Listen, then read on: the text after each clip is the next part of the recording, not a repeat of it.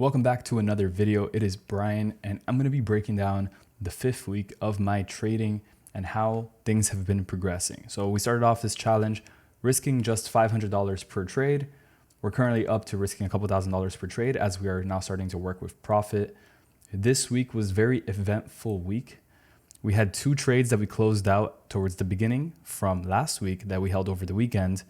And we also executed 3 separate trades this week and closed all 3 of them. So it's currently Friday afternoon, and I'm making this video to kind of break down the best week that we've had so far. If we scroll all the way down, you'll see my initial risk. It was actually $500. I think I said 1,000. We started off risking 500. I had my first 1 to 3 risk to reward win, and then I started risking 1K, and then we went up to 1,500, and now I'm up to risking 4K per trade because now we have that profit to work with. So let's actually take a look at this. Let's see, what was last week's or this week's profit? This week's profit was 13.9K. Last week's profit was $797. The week before that, we made 2K, and the week before that, we had a $7,000 week. Now, obviously, some weeks you might see them a little bit off. For example, last week we only made 700, but that's because we took 3 executions, but only one of them played out in that week. With swing trading, a lot of these trades will take a while. So let's start off on the charts by talking about the first 2 that I closed out, which was CHF JPY. I closed out of this one on Monday. This was Monday morning. I held this one for 3 days and 20 hours. We made 4K on this trade, and we closed out right around 201.2. So right here in this circle, that's where I closed out of the trade on Monday morning. Now, the specific reason why I closed out of the trade was because I saw that the market started to kind of almost like reject and slow down a bit. So here during the New York session, I saw it starting to slow down. And then when this 4-hour candle, I remember now, when this 4-hour candle was starting to print bearish, as you see right here, it broke the low at 201.300. And then 10 pips below there, I decided to close out because it hadn't broken this low and it was about to start breaking this low. I actually think the market started to break below it, and that's when I closed out. Because why would the market start to shift structure if we're going to continue to go higher? So that's why I closed out at 201.2. The other trade that we closed out of was it got taken out automatically, and that was Euro NZD. I trailed my stop loss up, not in profit, but for a very small loss. I trailed my stop loss specifically above this high right here. So the reason why I put my stop loss right above this high, which allowed me to exit on this candle Sunday afternoon when the market opened, was because if the market is going to continue to go bearish, it should not be breaking structure to the upside. And I do not want that to occur. I don't want this high to get broken. And I think it was a pretty good choice because then the market started to consolidate for a while. And realistically, I wouldn't have held this trade for that long. Now, something that's very interesting, if you drag this out, this would have been a winning trade. So that is definitely something that I noticed. This would have been a winning trade, but I'm not mad at my decision because it did consolidate for 2 days after that. And it would have been a trade that would have taken, over a week to play out.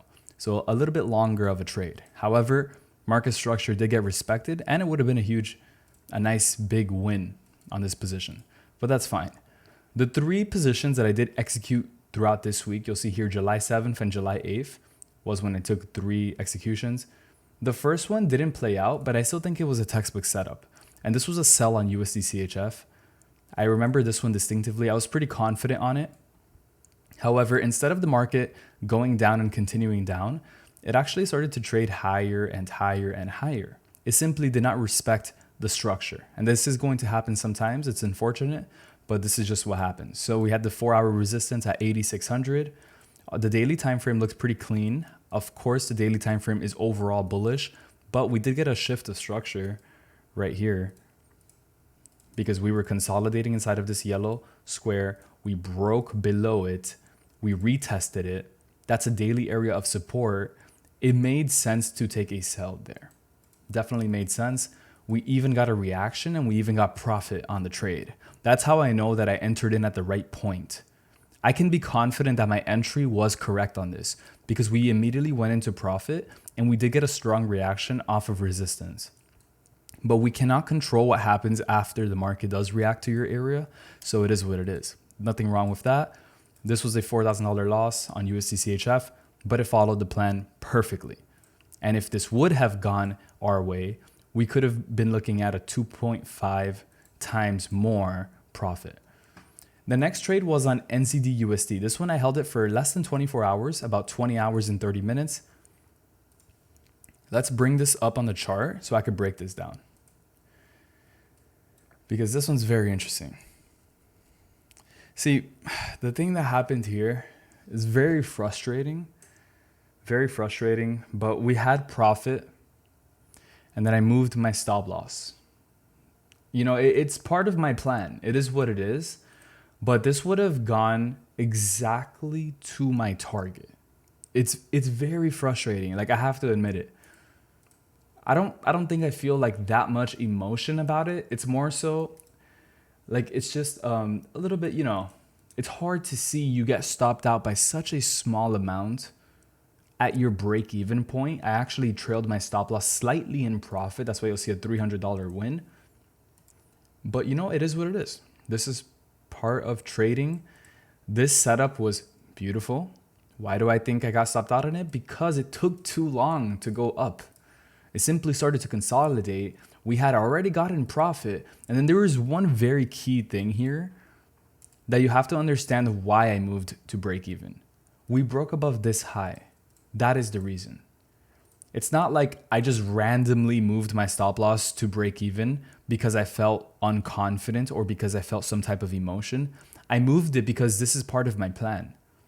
When the market breaks an important high to the left, I move my stop loss, either reducing risk, so it could have been below these wicks instead, either to break even or potentially into profit, depending on how much distance there is between the break of the high and my entry price.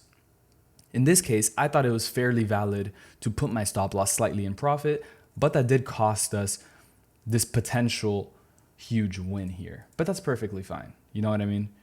NZD CAD, I took this trade and this one was my big winner. Very beautiful. I'm very happy about this one because you know why I'm happy about this one? Not just that it played out, but when it hit my take profit, I didn't close out. I was like, nah, you know what? This is good. I kept holding. I held it for an extra couple of hours and that got me a lot more profit. Surprisingly, it made me about 30% more profit on this. I would have closed out for 10K minus fees and commissions, probably 9,500. Instead, I made 13,600 after fees. It was beautiful, beautiful. The price exactly that I exited out at, 585 all the way up here. This was perfect. I just kept trailing my stop loss higher and higher, even above my initial take profit. My initial take profit was a 1-to-3 risk to reward ratio, and that ended up securing a 1-to-3 point. Wait, was it a 1-to-4? No, it was a 1-to-3.88 around there. See, this is the price, 585. Yeah, 3.88. This is amazing. Almost a 1-to-4 trade on this. Very, very, very good trade. Now, I'm sure some of you guys want to understand why I took this position. Okay, well, I'll explain that right here. All right, daily time frame, past couple of candles, started to get a lot of bullish momentum. You see those momentum candles. I love to see those candles. I love to see the fact that we broke above, retested this area, this daily key level, 8,600. 8,600 has always been a good price on this market, always.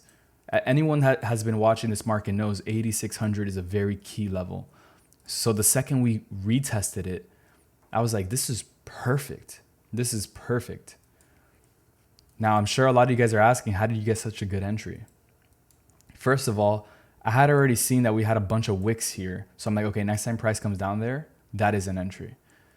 So I didn't necessarily have to see much of an entry confirmation. However, I did look at it on those smaller time frames and I saw that we started to slow down here. But nonetheless, like, I could have just entered in here just based off the fact that we had previously shown reactions there. And I was so confident on the key level. And yes, it is a risky, more aggressive type of entry, but with experience, you can take these type of entries, and you should, because then you have these monster trades at the best possible entry price. So yeah, this was a very beautiful trade. Happy about that one. Happy about how this week went overall, especially because we took a loss, easily recovered. We had a trade that was a break-even trade, but the actual analysis played out perfectly.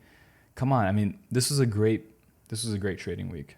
Very loaded and packed trading week. We literally had 5 exits this week. We exited 2 trades from the end of last week, which was the ones I broke down at the beginning, CHF JPY and Euro NZD. One of them was a 4.4K win. I would consider that $4,000 to be from last week, because last week is when I took the trade, but it is what it is. We had small loss, normal size loss, break even, and this huge 1 to 3.8 risk to reward win. Let's go. Very happy about how this week went. If you guys enjoyed this video, drop a comment below. I will see you in the next one.